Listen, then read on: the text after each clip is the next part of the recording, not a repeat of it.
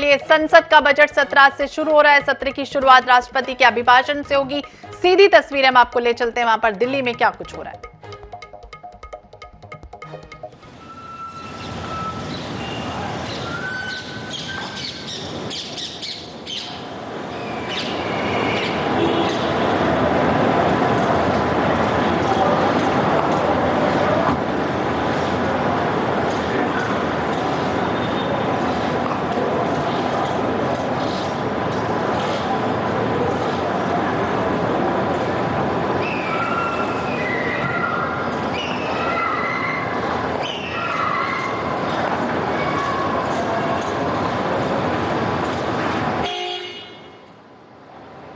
और इस समय राष्ट्रपति द्रौपदी मुर्मू,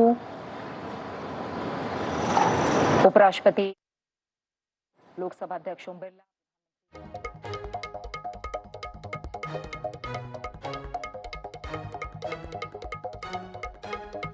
संसद का ये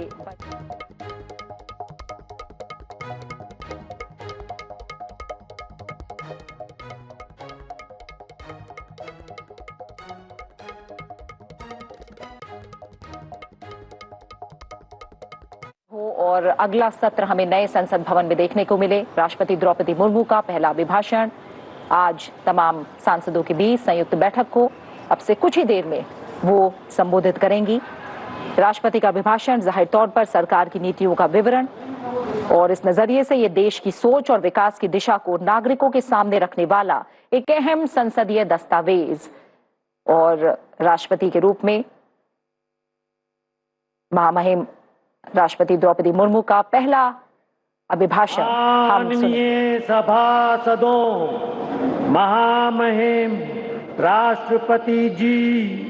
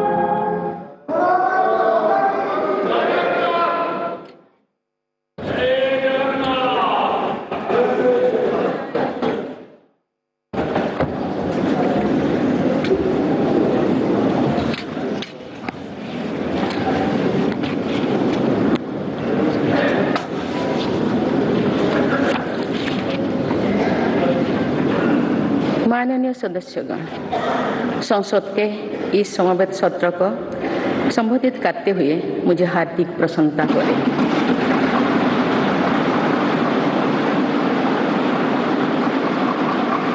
कुछ ही महीने पहले देश ने अपनी आज़ादी के 75 वर्ष पूरी करके आज़ादी के अमृत काल में प्रवेश किया है।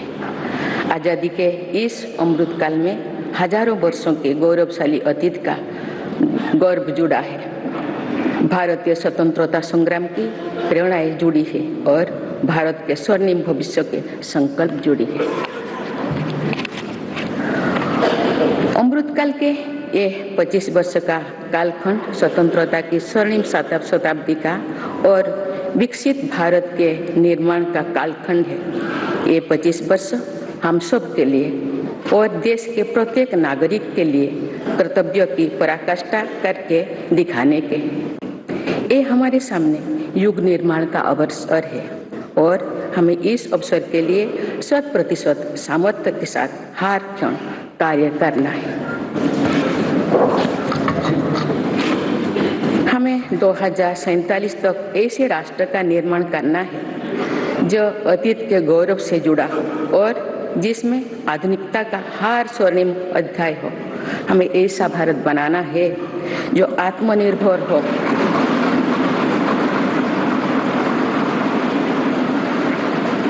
और जो अपने मानवीय दायित्वों का पूरा करने के लिए भी समर्थ हो।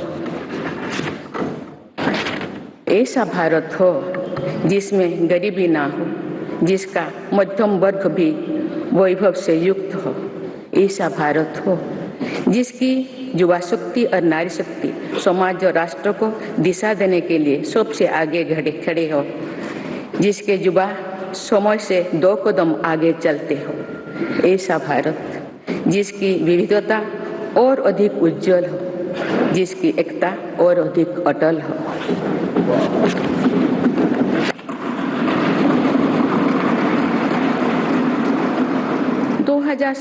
में देश जब इस सच्चाई को जीवंत करेगा तो निश्चित रूप से उस भव्य निर्माण की नींव का अवलोकन और आकलन भी करेगा। तो आजादी के अमृतकाल की इस प्रथम बेला को एक अलग आस्था के साथ देखा जाएगा। इसीलिए आज अमृतकाल का ये समय, ये कालखंड बहुत महत्वपूर्ण हो गया है।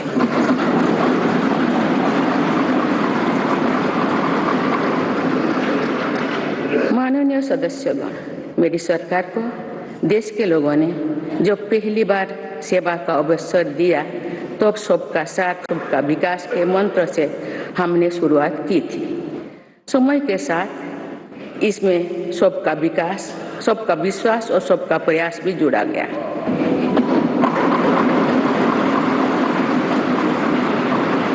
यही मंत्र आज विकसित भारत के निर्माण की प्रेरणा बन चुका है। विकास के ये कर्तव्य पथ पर चलते हुए मेरी सरकार को कुछ ही महीने में 9 वर्ष पूरी हो जाएगी।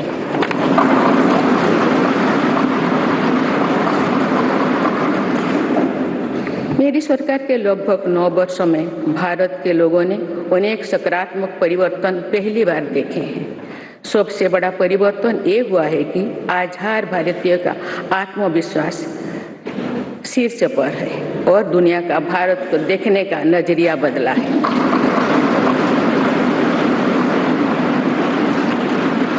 जो भारत को भी अपनी अधिकांश समस्याओं के समाधान के लिए दूसरों पर निर्भर था, वही आज दुनिया की समस्याओं के समाधान का माध्यम बन रहा है।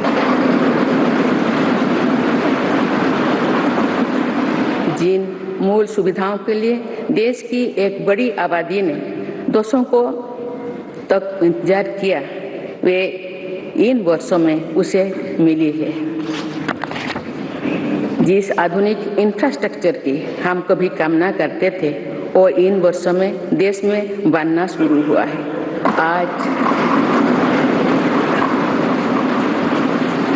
आज भारत में ऐसा डिजिटल नेटवर्क तैयार हुआ है जिससे विकसित देशों में प्रेरणा ले रही है। बड़े बड़े घोटालों, सरकारी योजनाओं में भ्रष्टाचार की जिन समस्याओं से देश मुक्ति चाहता था, वो मुक्ति अब देश को मिल रही है।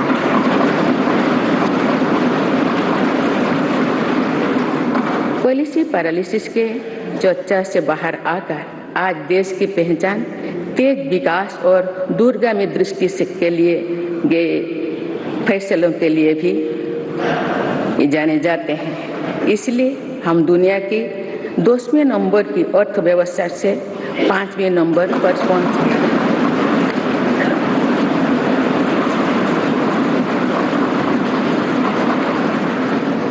यही वो नींव है जो आने वाले 25 साल में विकसित भारत के निर्माण के आत्मविश्वास को बुलंद करेगी। माननीय सदस्यगण, भगवान बसवेश्वर ने कहा था, कायोपवे कैलाश, अर्थात कर्म ही पूजा है, कर्म में ही शिव। उनके दिखाई मार्ग पर चलते हुए मेरी सरकार राष्ट्र निर्माण के कर्तव्य को पूरा करने में तत्परता से जुटी है। आज भारत में एक स्थिर, निडर, निर्णायक और बड़े सपनों के लिए काम करने वाली सरकार है।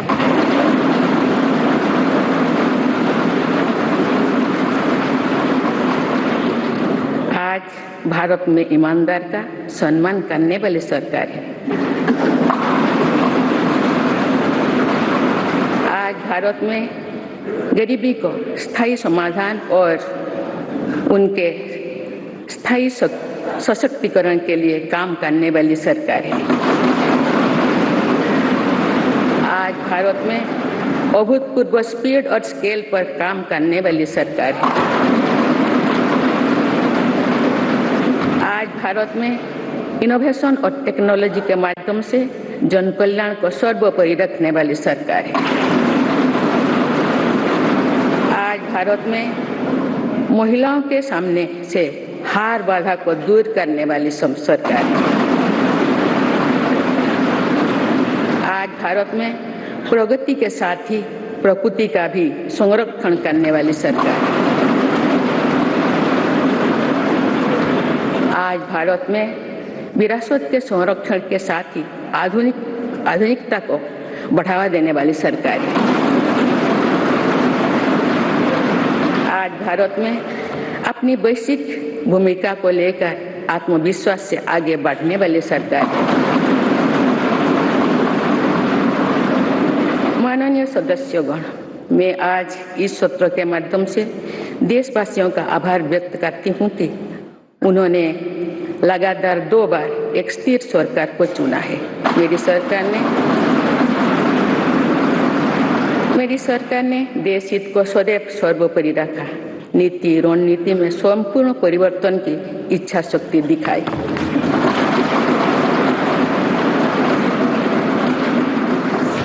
सर्जिकल स्ट्राइक से लेकर आतंकवाद पर कठोर प्रहार तक, LOC से लेकर LAC तक, हर दुस्साहस के कड़े जवाब तक आर्टिकल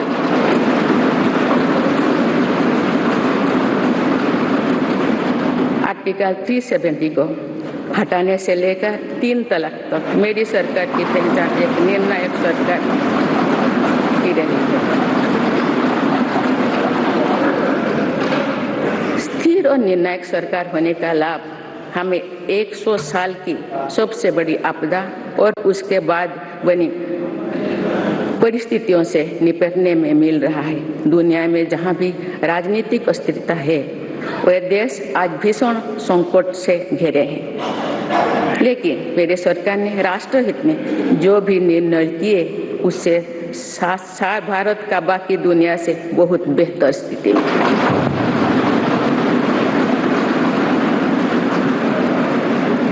माननीय सदस्यगण, मेरी सरकार का स्पष्ट मत है कि भ्रष्टाचार लोकतंत्र का और सामाजिक न्याय का सबसे बड़ा दुश्मन है। इसलिए बीते वर्ष से भ्रष्टाचार के विरुद्ध निरंतर लड़ाई चल रही है। हमने सुनिश्चित किया है कि व्यवस्था में ईमानदार का सम्मान होगा। भ्रष्टाचारियों के लिए समाज में किसी भी प्रकार की सहानुभूति ना हो, इसके लिए सामाजिक चेतना भी देश में बढ़ रही है। बीते वर्षों में भ्रष्टाचार मुक्त इकोसिस्टम बनाने की दिशा में बेनामी संपत्ति अधिनियम को नोटिफाई किया गया है। आर्थिक अपराध कर फरार हुए अपराधियों की संपत्ति जब्त करने के लिए फजिटिव इकोनॉमिक ऑफेंडर्स एक्ट पारित किया गया है। सरकारी कामों में पक्षपात और भ्रष्टाचार के चलन को भी खत्म करने के लिए प्रभावी सिस्टम बनाया गया है।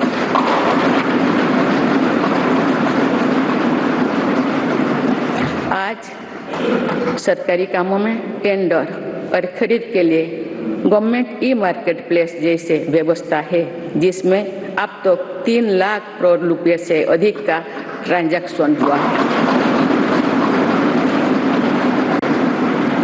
राष्ट्र निर्माण में ईमानदार योगदान देने वालों को आज विशेष सम्मान दिया जा रहा है। इनकम टैक्स रिटर्न फाइल करने के कोई जटिलताओं को खत्म कर देशवासियों का जीवन आसान बनाया गया है। फेसलेस जांच को बढ़ावा देने की वजह से व्यवस्था में पारदर्शिता आई है और उसे जवाबदेह भी बनाया गया है।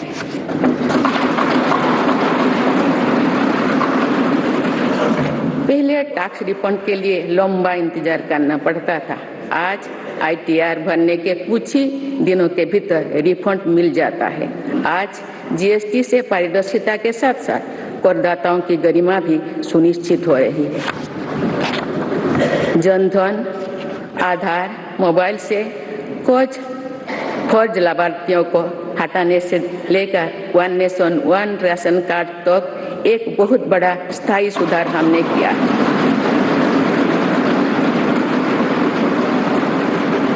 बीते वर्षों में DBT के रूप में, डिजिटल इंडिया के रूप में एक स्थायी और पारदर्शी व्यवस्था देश ने तैयार की है।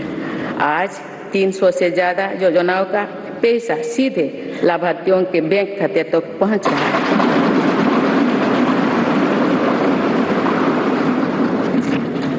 अब तो पूरी पारदर्शिता से 27 लाख करोड़ रुपए से ज्यादा की रकम करोड़ों लोगों तक पहुंचाई गई है। वर्ल्ड बैंक की रिपोर्ट करती है कि ऐसा योजना और ऐसी व्यवस्थाओं के कारण ही कोरोना काल में भारत करोड़ों लोगों को गरीबी रेखा से नीचे जाने से बचा पाया है।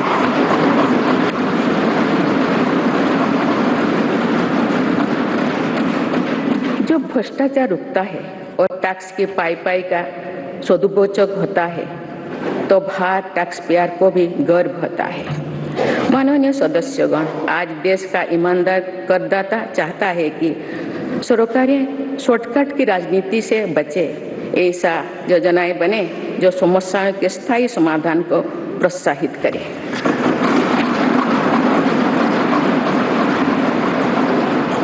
जिनसे सामान्य जीवन का सशक्तिकरण हो। इसलिए मेरी सरकार ने वर्तमान चुनौतियों से निपटने के साथ ही देशवासियों के दीर्घकालीन सशक्तिकरण पर बल दिया है। गरीबी हटा आप केवल नारा नहीं रह गया है, आप मेरी सरकार द्वारा गरीब की चिंताओं का स्थायी समाधान करते हुए उसे सशक्त बनाने के काम किया जा रहा है।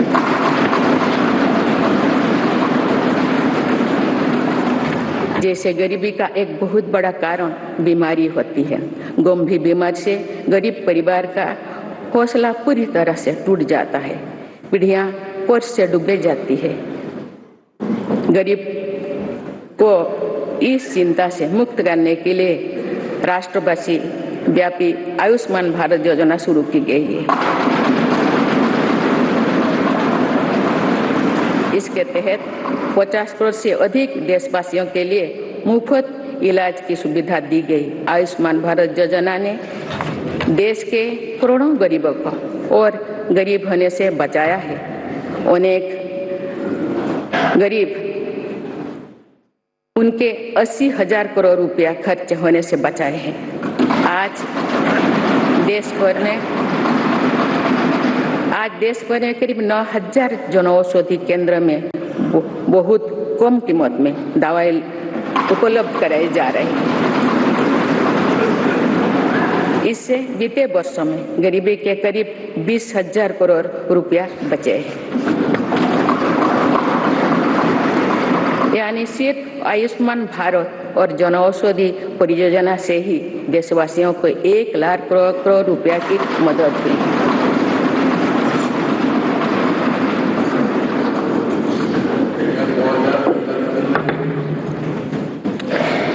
मैं सामान्य नागरिकों के जीवन से जुड़े सबसे महत्वपूर्ण संसाधन पानी का उदाहरण आप सभी के सामने रखना चाहूंगी। मेरी सरकार ने हर घर जल पहुंचाने के लिए जल जीवन मिशन शुरू किया।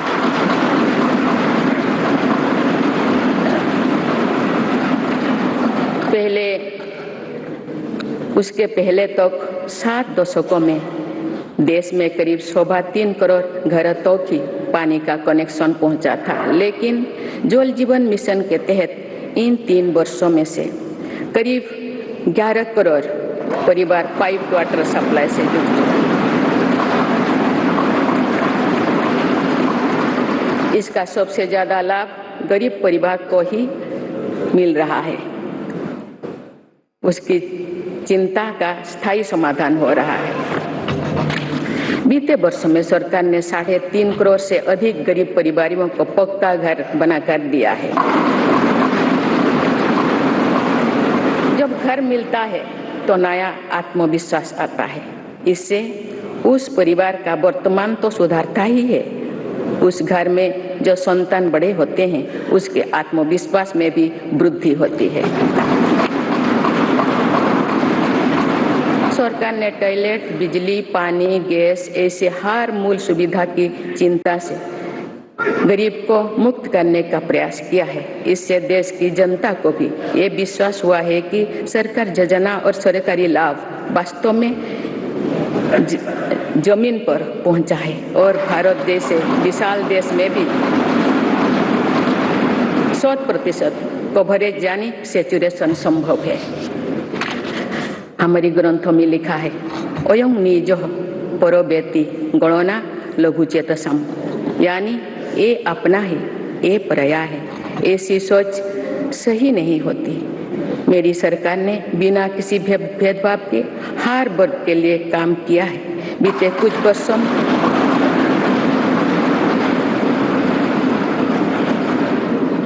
कुछ वर्षों में मेरी सरकार के प्रयासों के नतीजा है कि अनेक मूल सुविधाएं आज या तो 100% आबादी तक पहुंच चुकी है या फिर उस लक्ष्य के बहुत निकट है। मेरी सरकार हर योजना में 100% सैचुरेशन के साथ ही अंत्योदय के प्रति भी पूरी निष्ठा से काम कर रही है। हमारी कोशिश है कि योजनाओं का लाभ सही और सभी लाभार्थियों को मिले, कोई भी सरकार की योजना के लाभ से वंचित ना हो।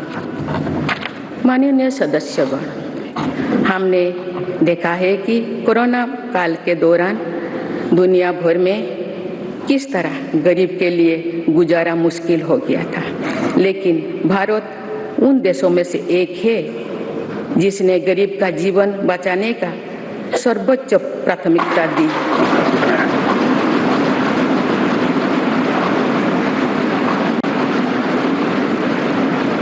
और कोशिश की कि देश में कोई गरीब भूखा नहीं सोए।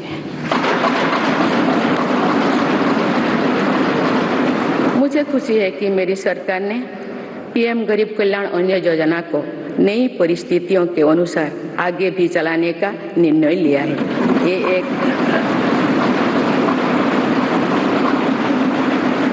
ये एक संवेदनशील और गरीब हितैषी सरकार की पहचान है। पीएम गरीब कल्याण अन्न योजना के तहत सरकार गरीबों को मुफ्त अनाज के लिए लगभग 3.5 लाख करोड़ रुपया खर्च कर चुकी है।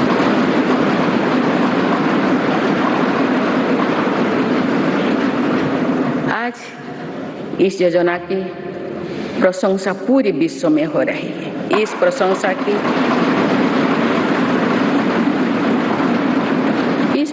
की ये वजह ये भी है कि टेक्नोलॉजी की मदद से बनी पारदर्शी व्यवस्था में आज पूरा का पूरा हर लाभार्थी तक पहुंच रहा है। माननीय सदस्यगण, हमारे देश में ऐसे अनेक वर्ग तथा ऐसे अनेक क्षेत्र हैं जिनकी उम्मीदों और आवश्यकताओं पर समुचित ध्यान देकर ही समग्र विकास की परिकल्पना की पूरा की जा सकती है। आप मेरी सरकार ऐसे हर वंचित वर्ग और वंचित क्षेत्रों को वरीयता देते हुए काम कर रही है। मेरे सरकार ने हर उस समाज की इच्छाओं को पूरा किया है जो सदियों से वंचित रहा था। गरीब, दलित, पिछड़े, आदिवासी इनकी इच्छाओं को पूरा कर उन्हें सपने देखने का साहस दिया है। कोई भी काम और कोई भी प्रयास छोटा नहीं होता, बल्कि विकास में सभी की अपनी भूमिका है। इसी भाव के साथ वंचित वर्गों और अविकसित क्षेत्रों के विकास पर बल दिया जा रहा है। रेहड़ी, ठेले, फुटपाथ पर बड़ी संख्या में हमारे छोटे व्यवसायी अपना व्यापार, कारोबार और दुकानदारी करते हैं। मेरी सरकार ने विकास में इन साथियों की भूमिका को भी सराहा है। इसलिए पहली बार इनको फॉर्मल बैंकिंग से जोड़ा और पीएम स्वनिधि के माध्यम से सस्ते और बिना गारंटी के ऋण की व्यवस्था की। योजना के तहत स्ट्रीट वेंडर्स को डिजिटल लेन देन के लिए प्रोत्साहन राशि प्रदान की जा रही है। अभी तक करीब 40 लाख साथियों को इसके तहत ऋण दिया जा चुका है।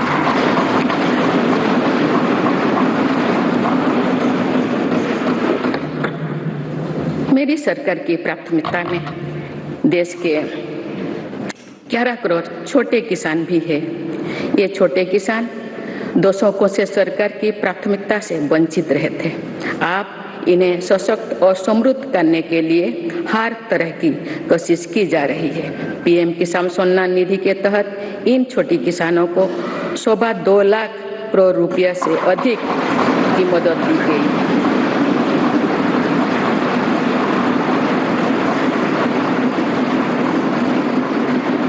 खास बात यह है कि इन लाभार्थियों में लगभग 3 करोड़ लाभार्थी महिलाएं हैं।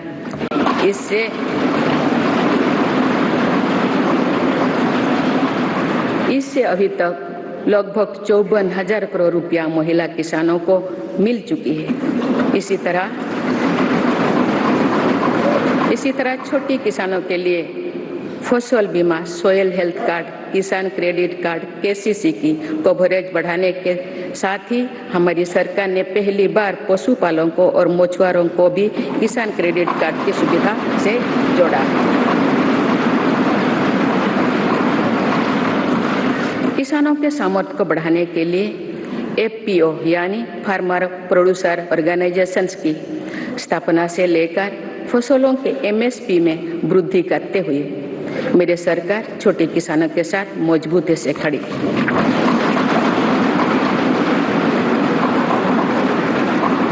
माननीय सदस्यगण, मेरी सरकार ने अनुसूचित जाति, जनजाति और अन्य पिछड़ा वर्ग की आकांक्षा को जगाया है। ये वही वर्ग है जो विकास के लाभ से सबसे अधिक वंचित था। अब जो मूल सुविधाएं इस वर्ग तक पहुंच रही है, तो ये लोग नए सपने देखने में सक्षम हो पा रहे हैं।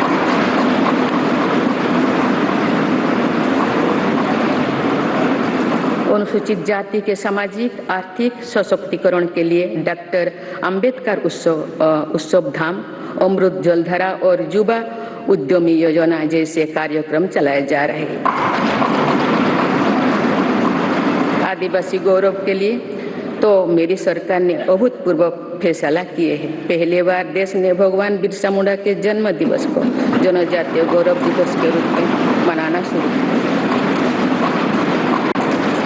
हाल ही में मानगढ़ धाम में सरकार ने आदिवासी क्रांतिवीर वीरों को पहली बार राष्ट्रीय स्तर पर श्रद्धांजलि दी। आज 36,000 से अधिक आदिवासी बाहुल्य वाले गांवों को प्रधानमंत्री आदि आदर्श ग्राम योजना के तहत विकसित किया जा रहा है। आज देश में 400 से अधिक एकलव्य मॉडल स्कूल आदिवासी क्षेत्रों में खुल चुके हैं। देश भर में 3000 से अधिक वन धन विकास केंद्र आजीविका के लिए साधन बने हैं। मेरी सरकार ने राष्ट्रीय पिछड़ा वर्ग आयोग को संवैधानिक दर्जा देकर ओबीसी के वेलफेयर के लिए हमारी प्रतिबद्धता को स्पष्ट किया है। बंजारा, घुमंतु और अर्धघुमंतु समुदाय के लिए भी पहली बार वेलफेयर एंड डेवलपमेंट बोर्ड का गठन किया गया है।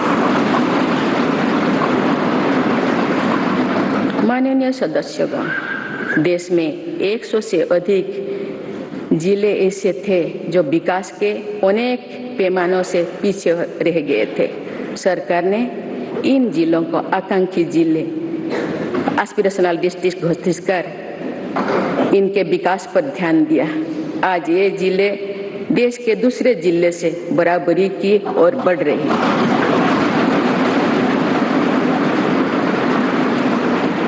आकांक्षी जिले को सफलता को अब मेरी सरकार ब्लॉक स्तर पर दोहराने के लिए काम कर रही है और इसके लिए देश में 500 ब्लॉक्स को एस्पिरेशनल ब्लॉक के रूप में विकसित करने का कार्य शुरू किया गया है। ये आकांक्षी ब्लॉक सामाजिक न्याय की एक संस्थागत व्यवस्था के तौर पर विकसित किए जा रहे हैं। देश के जनजातीय क्षेत्रों, पहाड़ी क्षेत्रों, समुद्री क्षेत्रों और समावेशी क्षेत्रों को भी बीते दशकों में विकास का सीमित लाभ ही मिल पाया था। नॉर्थ ईस्ट और जम्मू कश्मीर में भी दुर्गम परिस्थितियों के साथ साथ अशांति और आतंकवाद भी विकास के सामने बहुत बड़ी चुनौती थी। मेरी सरकार ने स्थायी शांति के लिए भी अनेक सफल कदम उठाए हैं और भौगोलिक चुनौतियों को भी चुनौती दी है। इसी के परिणाम है कि नॉर्थ ईस्ट और हमारे सीमावर्ती क्षेत्र विकास की एक नई नीति का निर्गति का अनुभव कर रहे हैं। सीमावर्ती गांव तक बेहतर सुविधाएं पहुंचाने के लिए मेरी सरकार ने वाइब्रेंट विलेजेस प्रोग्राम पर काम शुरू किया। राष्ट्रीय सुरक्षा की दृष्टि से भी सीमावर्ती क्षेत्रों में अभूतपूर्व इंफ्रास्ट्रक्चर बीते सालों में तैयार किया गया है। इससे भी इन क्षेत्रों में विकास की गति मिल रही है। पिछले कुछ दशकों से राष्ट्रीय सुरक्षा के लिए बहुत बड़ा खतरा बन चुकी वामपंथी हिस्सा भी अब कुछ जिलों तक ही सीमित रह गए हैं।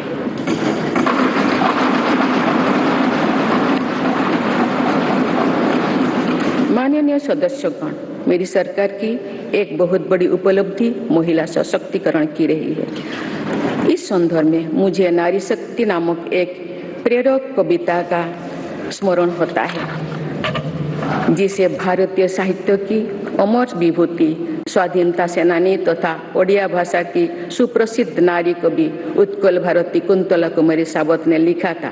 आज से लगभग 100 वर्ष पहले उन्होंने ये उद्घोष किया था, वसुंधरा तले भारत रमणी नुहे हीन नुहे दिन अमर कीर्ति कोटि जुगे केबे जगत नुहे बोलिना। अर्थात भारत की नारी पृथ्वी पर किसी की तुलना में ना तो हीन है ना दीन है। संपूर्ण जगत में उसकी अमर कीर्ति युगों युगों तक कभी लुप्त नहीं होगी, यानी सदैव बनी रहेगी। मुझे ये देखकर गर्व होता है कि आज की हमारी बहनें और बेटियां उत्कल भारती के सपनों के अनुरूप विश्व स्तर पर अपनी कीर्ति पताका लहरा रहे हैं।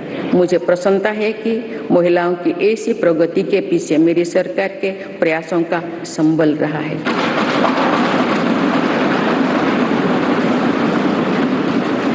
मेरी सरकार द्वारा जितने भी कल्याणकारी योजनाएं शुरू की गई है, उनके केंद्रों में महिलाओं का जीवन आसान बनाना, महिलाओं को रोजगार स्वरोजगार के नए अवसर देना और महिला सशक्तिकरण रहा है। महिला उत्थान में जहां पुराना धारणाओं और पुरानी मान्यताओं को तोड़ना भी पड़ा, उससे भी सरकार पीछे नहीं हटी है। बेटी बचाओ बेटी पढ़ाओ अभियान की सफलता आज हम देख रहे हैं। सरकार के प्रयासों से समाज में जो चेतना आई, उससे बेटियों की संख्या में निरंतर वृद्धि हो रही है।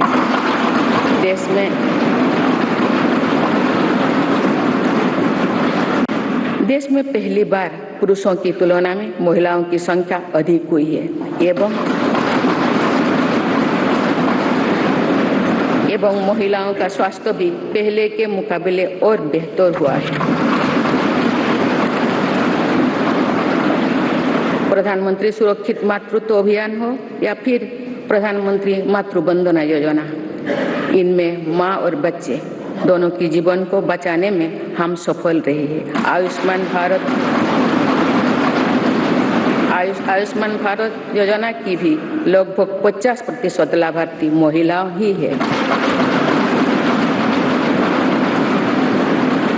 माननीय सदस्य लोगों, मेरी सरकार बेटियों की पढ़ाई से लेकर उनके करियर तक हर बाधा को दूर करने का प्रयास कर रही है। देश के सरकारी स्कूलों में बेटियों के लिए अलग टॉयलेट का निर्माण हो या फिर सैनिटरी पैड से जुड़ी योजना, इससे बेटियों के ड्रॉप आउट रेट भी बहुत कम आई। स्वच्छ भारत अभियान से महिलाओं की गरिमा तो बढ़ी ही है, इससे एक सुरक्षित माहौल भी उन्हें मिला है। सुकन्या सुजना समृद्धि योजना से देश भर की करोड़ों बेटियां के बेहतर भविष्य के लिए पहली बार सेविंग अकाउंट खुली है। नई राष्ट्रीय शिक्षा नीति में भी बेटियां की शिक्षा के लिए अनेक महत्वपूर्ण कदम उठाई गई है।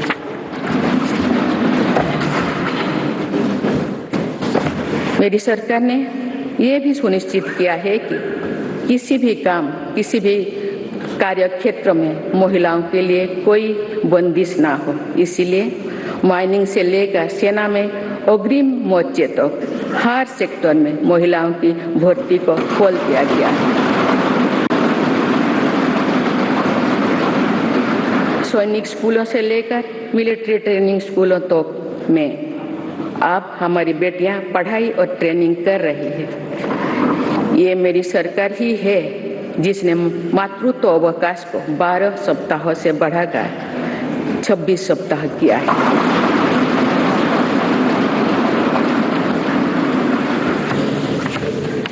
मुद्रा योजना की लगभग 70% लाभार्थी महिला उद्यमी ही है।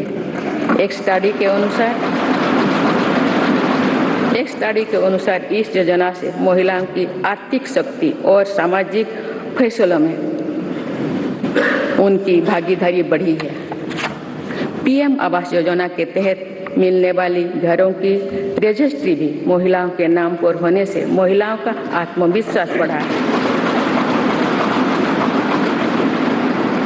जन धन योजना से पहली बार देश में बैंकिंग सुविधाओं में महिलाओं और पुरुषों के बीच अब बराबरी आ गई है।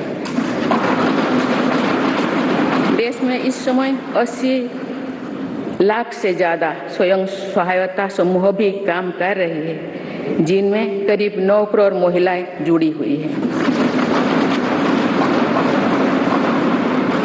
इन महिला स्वयं सहायता समूहों को सरकार द्वारा लाखों करोड़ रुपए की मदद दी जा रही है।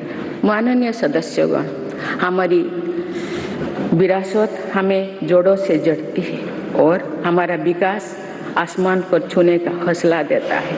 इसीलिए मेरी सरकार ने विरासत को मजबूती देने और विकास को प्राथमिकता देने की राह चुनी।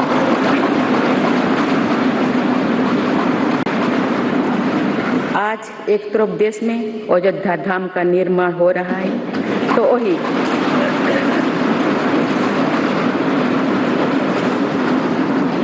दूसरी तरफ आधुनिक संसद भवन भी बन रहा है।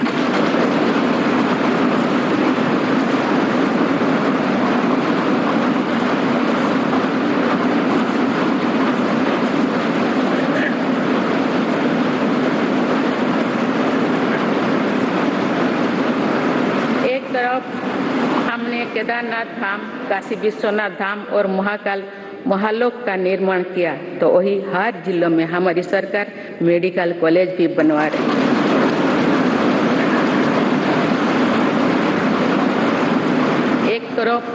अपने तीर्थ और ऐतिहासिक धरोहर का विकास कर रहे हैं, तो वही दूसरी तरफ भारत दुनिया की बड़ी स्पेस पावर बन रहा है।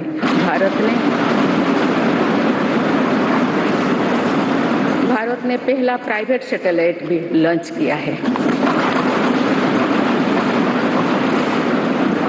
एक तरफ हम आदि शंकराचार्य भगवान बसवेश्वर, तिरुवल्लुवर, गुरु नानक देव जैसे संतों को के दिखाए रास्ते पर आगे बढ़ रहे हैं, वही दूसरी तरफ आज भारत हाईटेक नॉलेज का हब भी बनता जा रहा है।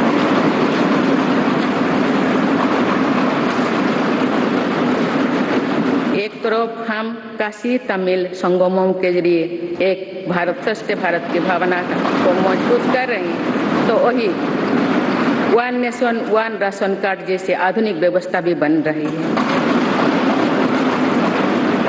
डिजिटल इंडिया और 5G टेक्नोलॉजी में भारत के सामर्थ्य का लोहा आज पूरी दुनिया में मान्य है। आज भारत जहां योग और आयुर्वेद जैसी अपनी पुरातन विधाओं को पूरी दुनिया तक पहुंचा रहा है, वही दूसरी तरफ फार्मेसी ऑफ वर्ल्ड की नई पहचान भी सशक्त कर रही है।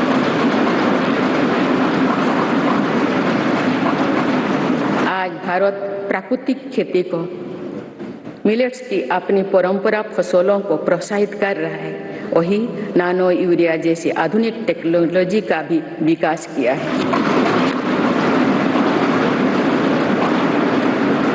खेती के लिए एक तरफ जहां ग्रामीण इंफ्रास्ट्रक्चर को हम बेहतर बना रहे हैं, वही दूसरी तरफ ड्रोन टेक्नोलॉजी से, सोलर पावर से किसान को ताकत दे रहे हैं। शहरों में जहां स्मार्ट सुविधाओं के विकास पर बल दिया जा रहा है, वही स्वामित्व योजना में पहली बार गांव के घरों को की ड्रोन से मैपिंग की जा रही है। आजादी के अमृत महोत्सव पर जहां आज हर जिले में 75 अमृत सरोवर बनाया जा रहा है, तो वही सैकड़ों आधुनिक वंदे भारत ट्रेनें भी लॉन्च किया जा रहा है। एक और हमारे व्यापार की परंपरागत ताकत नदी जल मार्ग और बंदरगांव को भी आधुनिक बनाया जा रहा है, तो मल्टी मॉडल कनेक्टिविटी और लॉजिस्टिक पार्क का नेटवर्क भी तैयार हो रही है।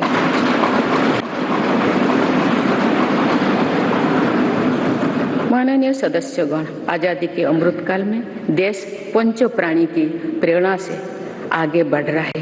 गुलामी के हार निशान, हार मानसिकता से मुक्ति दिलाने के लिए भी मेरी सरकार निरंतर प्रयासरत है। जो कभी राजपथ था वो अब कर्तव्य पथ बन चुका है। आज कर्तव्य पथ पर नेताजी सुभाष चंद्र बोस की प्रतिमा हर भारतीय को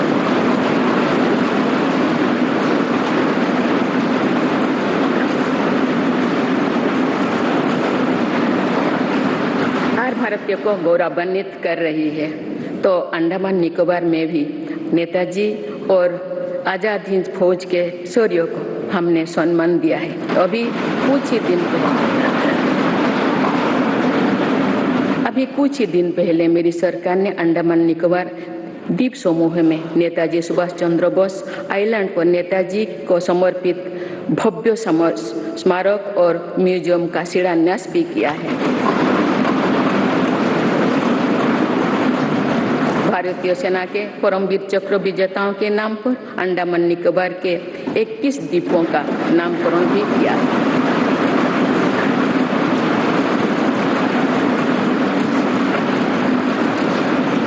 एक तरफ नेशनल वॉर मेमोरियल आज राष्ट्रीय शौर्य का प्रतीक बन गया है, तो वही हमारी नौसेना को भी अब छत्रपति वीर शिवाजी महाराज का दिया प्रतीक मिल गया है।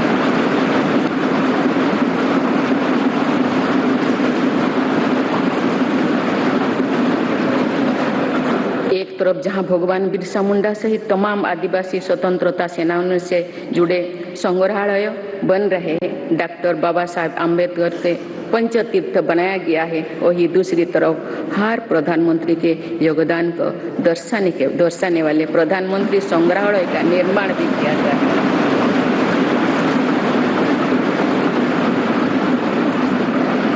देश में प्रथम वीर बाल दिवस को भी पूरे गर्व और श्रद्धा के से मनाया गया।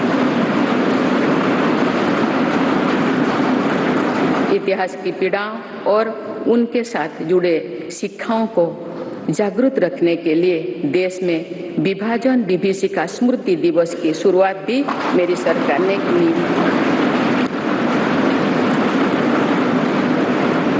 माननीय सदस्यगण, मेड इन इंडिया अभियान और आत्मनिर्भर भारत अभियान की सफलता का लाभ देश को मिलना शुरू हो चुका है। आज भारत में मैन्युफैक्चरिंग की अपनी कैपेसिटी भी बढ़ रही है और दुनिया भर से भी मैन्युफैक्चरिंग कंपनियां भारत आ रहे हैं।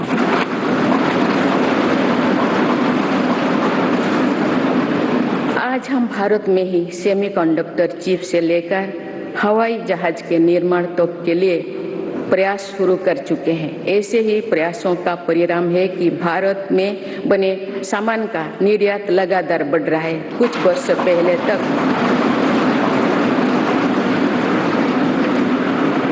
पहले तक हम बड़ी संख्या में मोबाइल फोन आयात करते थे। आज भारत दुनिया में मोबाइल फोन का एक बड़ा निर्यातन बन चुका है। देश में खिलौना के आयात में 70% कमी आई है, जबकि निर्यात 60% से भी ज्यादा बढ़ गया। मेरी सरकार की नई पहल के परिणाम स्वरूप हमारे रक्षा निर्यात 6 गुना हो गया है। मुझे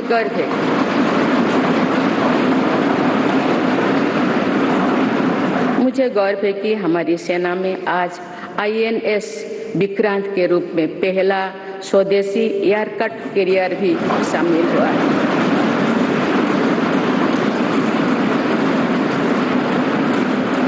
हम मैन्युफैक्चरिंग के नए सेक्टर में ही प्रवेश नहीं करे हैं, बल्कि खादी और ग्रामोद्योग जैसे अपने पारंपरिक सेक्टर में भी प्रशंसनीय काम कर रहे हैं।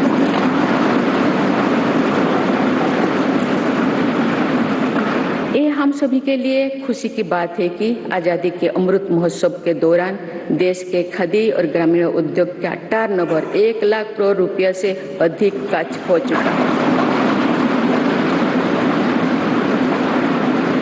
मेरी सरकार के प्रयासों से खादी के बिक्री में 4 गुना बढ़ी है। माननीय सदस्यगण, मेरी सरकार ने इनोवेशन